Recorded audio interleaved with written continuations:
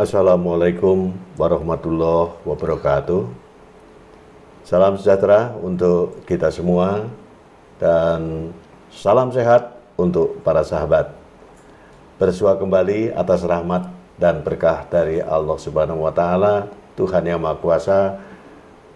Kita bisa bersua kembali pada kesempatan kali ini dengan saya tentu saja Tony Aditya yang bukan siapa-siapa dan juga saya Hendri Cokrokusumo yang juga bukan siapa-siapa, hanya rakyat biasa yang kalau boleh bisa bersuara. Gitu ya. Ya begitu, Wong namanya juga bukan siapa-siapa ya. Jadi ya kalau boleh gitu ya, kalau boleh bersuara. Iya. Kalau tidak boleh ya wis lumrah, wong kok bukan siapa-siapa. Iya. Tapi mudah-mudahan bolehlah ya kita bersuara meskipun saya bukan siapa-siapa, Mas Cokro juga bukan siapa-siapa, hanya rakyat jelata. Nah, Mas Cokro, beberapa waktu yang lalu ini ada berita yang sungguh cukup menyedihkan ini ya, maksudnya cukup menyedihkan bagi kita semua, di mana dikabarkan ada seorang diplomat muda yang bernama Arya Daru Pangayunan. Ya, Arya Daru Pangayunan namanya, kalau nggak salah nama komplitnya itu ya, yang dibunuh atau dibunuh diri. Kita masih tanda tanya, katakanlah gitu ya. Wong apapun yang terjadi seperti halnya saya dan Mas Cokro bukan siapa-siapa, yang ngertinya mengkulitnya karena itu ya. Nah ini saya tuh jadi inget ya, ada kalau tidak salah itu termasuk Arya Daru Pangayunan itu kan dalam falsafah Jawa ada ya, Mas Cokro, kalau nggak salah. Ini loh, saya pernah baca dulu. Ada ya betul. Ada betul ya itu ya. Nah, jadi, itu apa itu? punya makna atau arti yang bagaimana itu Arya Daru Pangayunan itu, Mas Cokro? Jadi Arya Daru Pangayunan itu di dalam konteks falsafah Jawa itu punya makna yang sangat dalam. Arya berarti mulia, agung atau terang. Ya. Daru itu bisa dari keberkahan atau kebaikan atau darah. Kadang kan wong anu ketiban daru nah ketiban daru lagi ketiban daru ya. Pangayunan itu berarti pikiran yang jernih, yang baik. Jadi terjemahan bebasnya adalah Arya Daru Pangayunan dapat diartikan sebagai orang yang mempunyai kemampuan berpikir yang baik ya, dengan pikiran yang cemerlang, yang agung. Mungkin orang tuanya berharap waktu doa nama adalah doa ya. Ternyata memang almarhum ini sejak muda memang berprestasi ya.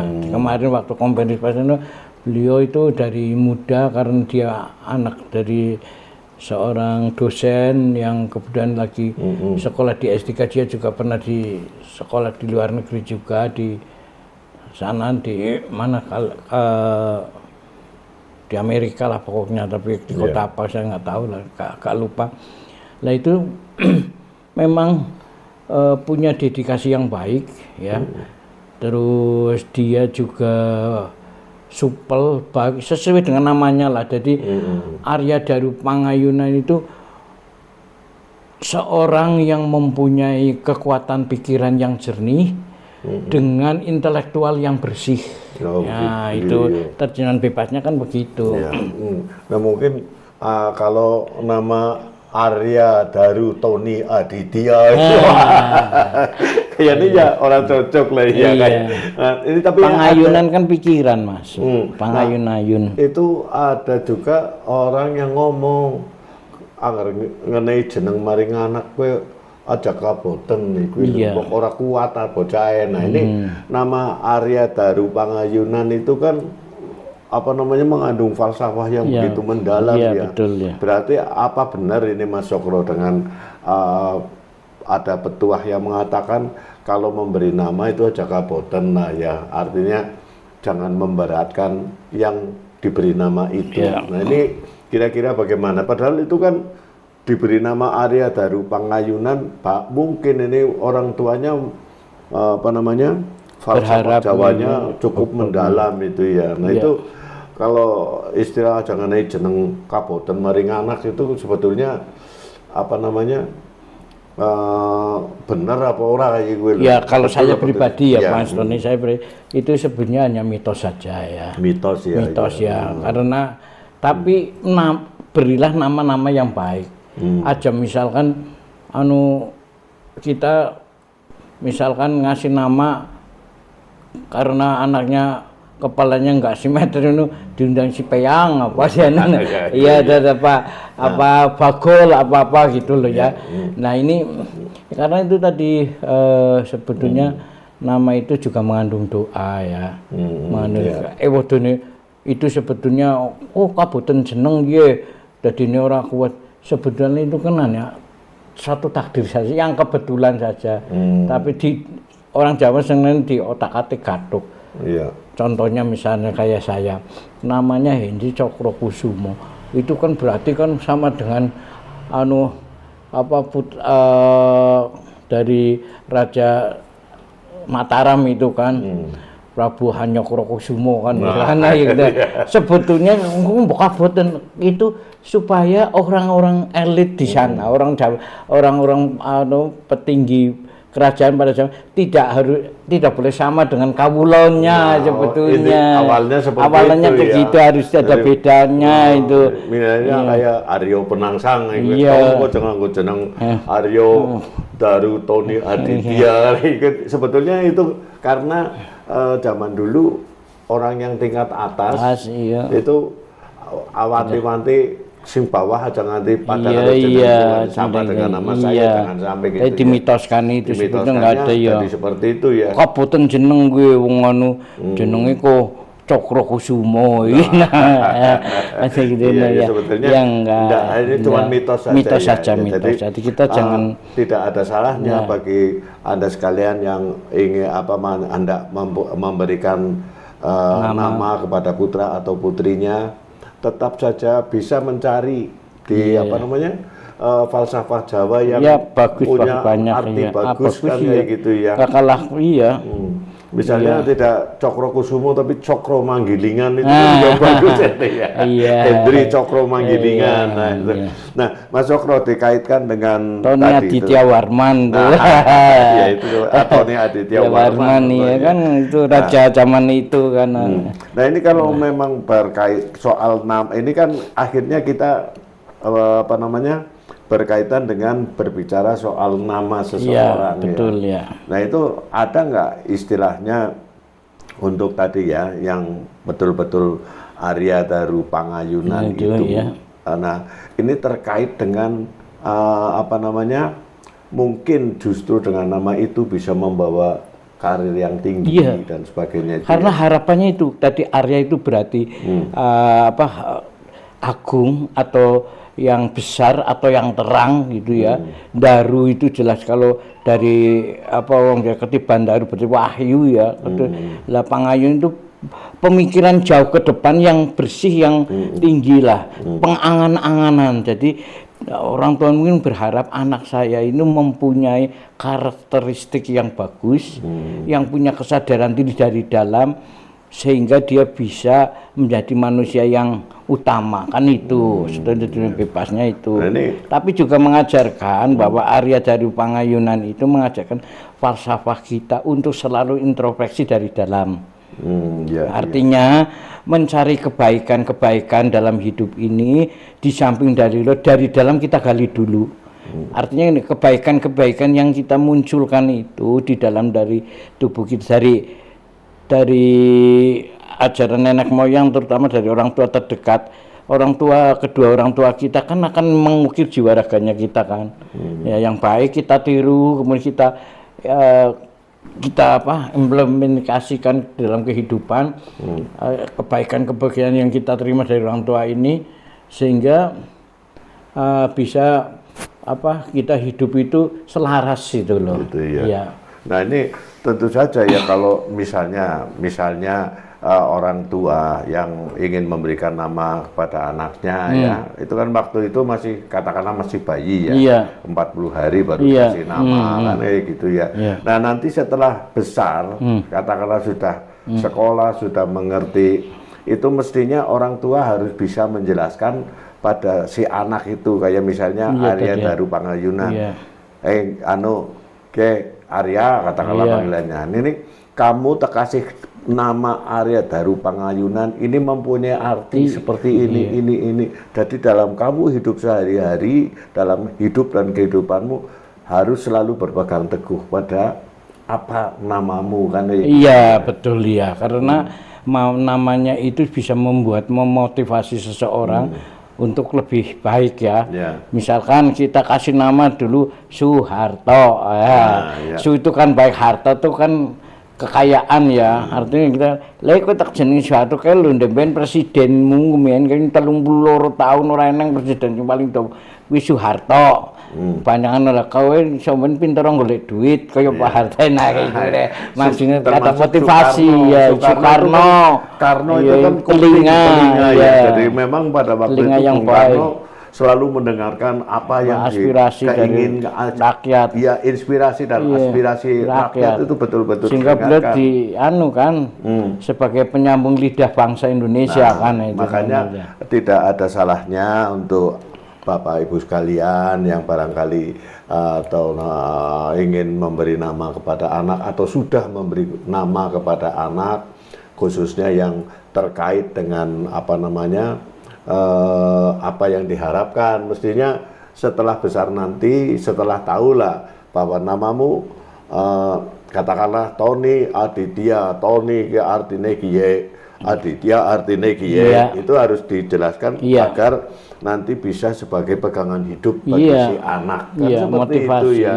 Katanya Cokro Kusumo kudu kayak gini, seperti ini kan mestinya seperti itu, sehingga dalam kita menjalani hidup dan kehidupan selalu memegang teguh, aku nama saya ini, masa saya perbuatannya seperti ini, kan ya gitu ya Mas. Itu almarhum Arya Daru Pangayunan itu saya kemarin kan sempat mendengar dari orang tuanya waktu konferensi pers.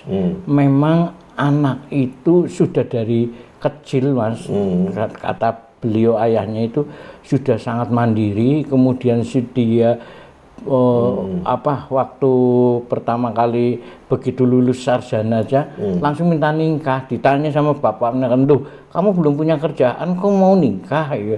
Enggak Pak, aku mau ke Jakarta nanti dapat pekerjaan. Terus dia sampai akhirnya dia karena pinter bahasa Inggris ya kan dia pernah di luar negeri, pinter bahasa di Inggris, terus ngajar di bahasa Inggris itu dan di kursus itu, terus ada yang salah satunya itu kalau nggak salah dari staf diplomatik, kenalan itu, terus akhirnya dia jadi staf diplomatik, terus menjadi tes jadi PNS, terus di Kemenlu merintis karirnya dari nol sampai kemarin sebetulnya beliau mau di Benum atau ditempatkan di Finlandia. Tapi takdir sudah berkata lain ya. Kita semoga beliau ini juga diampuni segala dosa-dosanya apabila dia punya pesan di masa hidupnya, kemudian kematian ini semoga benar-benar nanti terbuka. Ya, apa harapan keluarga tadi, saya juga ikut berduka cita sedalam-dalamnya, semoga almarhum ditempatkan yang terbaik di sisi Allah SWT itu. Ya, sebetulnya ada juga ini yang terkena musibah seperti itu ya, berita yang belum lama ini juga salah satu pimpinan cabang bank BUMN itu ya. Tapi saya lupa nama komplitnya itu ya. Ilham siapa ya? Itu alumni Unsud itu. Ya, itu alumni Unsud ya. Itu kalau tidak salah Ilham ada Pradipta gitu ya. Nah, ini juga mestinya ada filosofinya nama itu. Yang saya ingat Ilham dapat ilham. Itu kan Pradipta itu juga punya arti sebetulnya Pradipta, ya kan. Ya nanti di lain waktu itu juga falsafah Jawa ada yang Pradipta apa itu dia, saya lupa itu. Tapi yang jelas memang pada dasarnya seorang anak itu merupakan titipan dari Yang Maha Kuasa. Iya. Maka dari itu khususnya untuk anak-anak, apapun yang terjadi, orang tua itu yang dititipi oleh Allah Subhanahu wa Ta'ala, oleh yang Sang Pencipta. Iya. Nah, tentu saja harus pandai-pandailah untuk selalu menjaga nama baik orang tuanya, juga diri pribadinya, kan? Iya, betul. Termasuk keluarga besarnya, ya kan? Ini terkait dengan filosofi Jawa. Mendem jero mikul dhuwur mendem jero, kan? Seperti itu, punya kewajiban bagi anak, kan begitu, betul, ya. Nah, Mas Sokro, kalau kita berbicara soal nama seseorang yang terkait dengan kata-kata indah atau kata-kata mutiara atau kata-kata bermakna, khususnya dari falsafah Jawa, itu memang banyak sekali ya, yang kayak nama Yudhistira, katakanlah ya. Bagus-bagus sebetulnya gitu, ya kan? Dari Jana, iya. Dan juga mungkin di falsafah luar Jawa pun juga mesti mempunyai itu seperti itu, ya. Kita punya itu, bayangin, artinya bagus banget. Kita punya pejabat keraton namanya Paku Bono. Paku Bono kan bumi. Paku ini bumi. Iya, termasuk Hamengku Bono lah. Itu luar biasa ini kan. Kata-kata yang diambil dari falsafah Jawa sebenarnya. Iya, kita nggak usah olah Richard apa itu gitu. Jawa itu bagus. Terkadang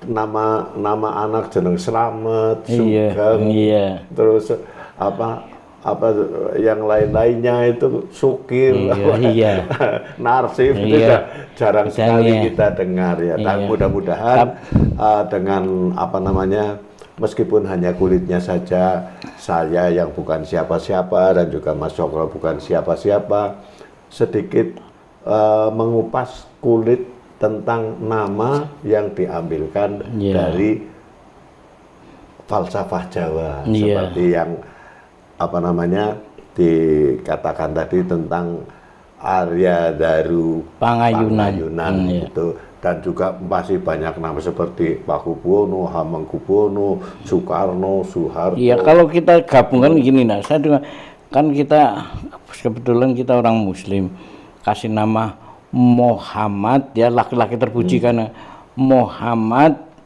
Suryo Mataram. Wah, itu kan bagus banget, ya. Iya kan. Itu bisa bisa diambil depannya tetap pakai orang Islam, Abdullah siapa, tapi Jawanya aja hilang gitu loh. Jawanya hilang. Iya, boleh depannya itu bagus. Mudah-mudahan meskipun hanya kulitnya saja tentang tadi soal nama seseorang diambilkan dari falsafah Jawa, bagi Anda yang sepaham tentu saja bisa memberikan komentarnya, dan juga yang tidak sepaham juga silahkan saja memberikan komentar, saran, kritik maupun masukan. Nah, mungkin hanya itu yang bisa kita obrolkan. Iyalah. Maklum lah ya, saya bukan siapa-siapa, jenengan juga bukan siapa-siapa, maksudnya. Iya, sama-sama. Ngertinya hanya kulitnya top, untuk lebih mendalaminya tentu saja melalui saran, kritik, masukan dari penjenengan semua. Dan juga kalau boleh, saya selalu memohon berkenan kiranya untuk subscribe, like, dan share di grup-grup WA yang penjenengan punyai. Iya, betul. Nah, hanya itu mungkin obrolan saya yang bukan siapa-siapa dengan Mas Sokro yang juga bukan siapa-siapa, tapi dengan segala penuh harap semoga obrolan kali ini ada guna manfaatnya bagi hidup dan kehidupan kita. Terima kasih juga untuk Anda yang telah sudi berkomentar, memberikan saran, kritik maupun masukan kepada saya yang bukan siapa-siapa dan juga Mas Sokro yang bukan siapa-siapa. Akhirul kalam, wabillahi taufiq wal hidayah. Wassalamualaikum warahmatullahi wabarakatuh. Waalaikumsalam. Salam sehat untuk para sahabat.